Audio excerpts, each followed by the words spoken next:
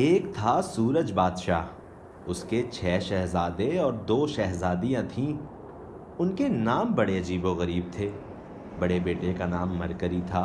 फिर 2 शहजादियां थीं, वीनस और अर्थ। उसके बाद मार्स, जुपिटर, सैटर्न, यूरेनस और नेपच्यून शहजादे थे। ये सब आपस में हर वक्त लड़ते झगड़ते रहते। आए दिन उनकी कोई ना कोई शिकायत मिलती रहती, जिसकी वजह से बादशाह बहुत परेशान था। एक दिन सूरज बादशाह ने शहजादे मरकरी को अपने पास बुलाया, मगर उसने बादशाह का कहना ना माना। बादशाह को बहुत गुस्सा आया।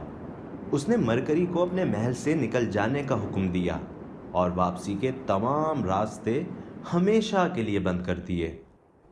शहजादी वीनस बहुत खूबसूरत थी। एक दिन महल की बालकनी से वो बाहर का नज़ारा कर रही थी कि अचानक उसे महसूस हुआ जैसे कोई जादुई ताकत उसे ऊपर की तरफ खींच रही हो। शहजादी वीनस ने जोर जोर से चिल्लाना शुरू कर दिया।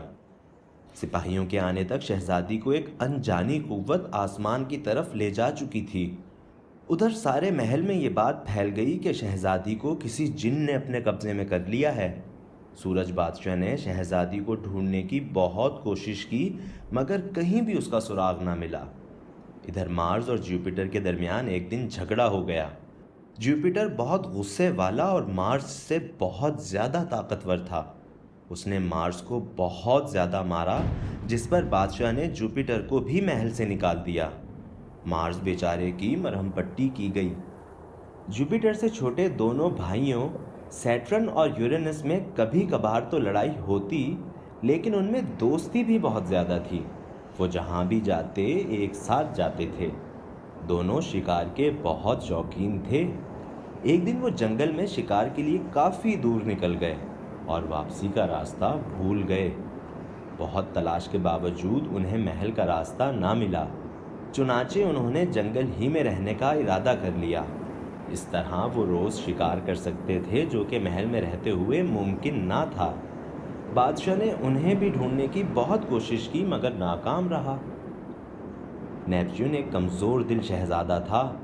उसे हर वक्त सर्दी लगती रहती। वो सब बहन भाइयों में छोटा था।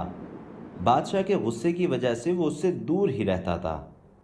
सूरज बादशाह के पास अब सिर्फ शहजादी अर्थ यानी ज़मीन ही बाकी बची थी। चुनाचे बादशाह ने शहजादी यानी ज़मीन को अपना जानशीन बना दिया। अब ज़मीन ही सूरज बादशाह के दरबार के तमाम काम संभालती है, मुख्तलिफ मौसमों से लोगों को आगाह करती है और साल में तरह तरह के फल और सब्जियां उगाती है।